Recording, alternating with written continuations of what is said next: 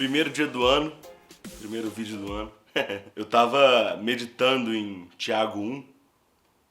Eu acho que é uma boa forma de começar o ano, ler Tiago, porque a gente precisa de sabedoria. E eu sempre me deparo com um versículo que me chama a atenção. Mas me chama a atenção porque eu tenho um problema com ele. Eu fico tipo, assim.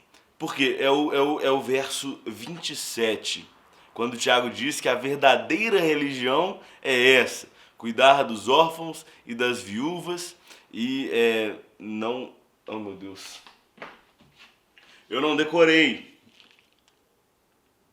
E não se deixar corromper pelo mundo.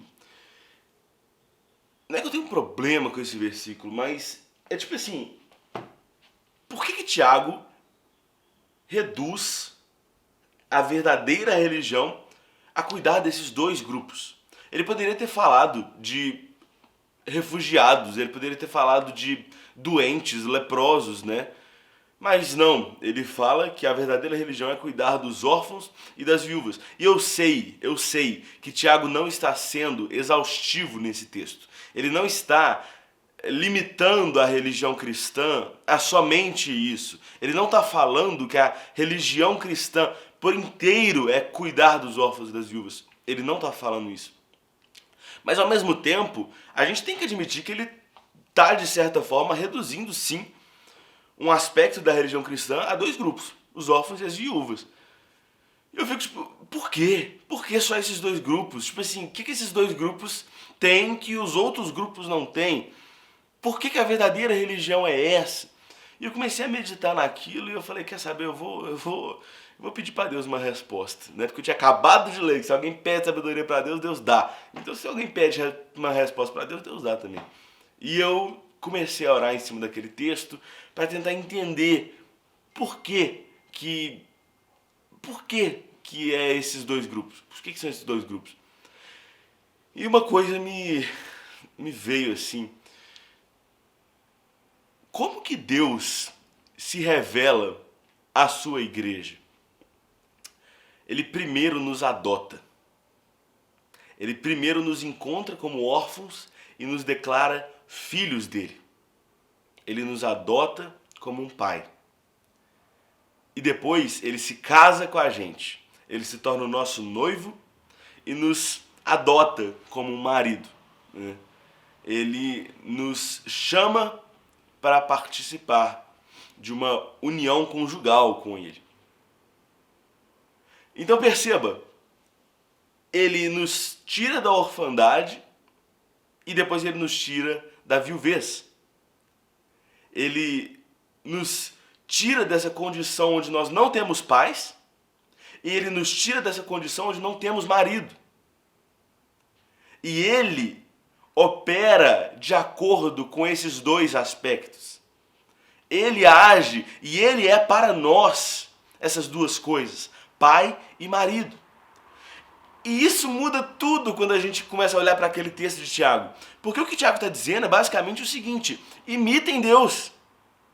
Sejam para os outros o que ele é para vocês. Então, se Deus é pai para você, seja pai para os órfãos. Se Deus é marido para você, seja marido para as viúvas. Seja provedor das viúvas, ajude as viúvas. Então, isso começa a dar um sentido novo para o texto. Porque o que Tiago está querendo dizer é que a verdadeira religião não é simplesmente um ato externo, mas é você expressar o caráter de Deus na terra.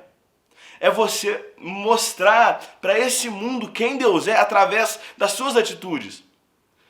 Porque Deus, ele estende o seu caráter através da igreja. Deus, ele manifesta o seu amor através de nós. Nós somos as ferramentas que ele usa para agir nesse mundo. Lutero, apesar dele não ter gostado da carta de Tiago, inclusive ele achava que era um apócrifo, né? Lutero fala, essas são as máscaras, essas que é em nós, essas são as máscaras pelas quais Deus, que Deus usa para agir nesse mundo. Ele se fantasia da gente para agir nesse mundo. E eu acho isso maravilhoso. Nós somos chamados a a manifestar Deus nessa terra, a representar Ele nessa terra, como imagem de Deus. A verdadeira religião é essa, sermos imago Dei, né? Nós já somos imago Dei, né? Desde sempre, esse é o nosso status, nós somos criados dessa forma, mas nós precisamos representar isso de fato, entendeu?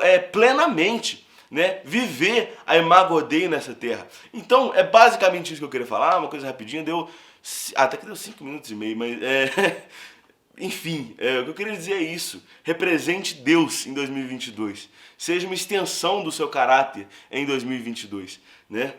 Que a gente possa ouvir esse chamado. Top! Bom ano novo para todo mundo. É isso aí.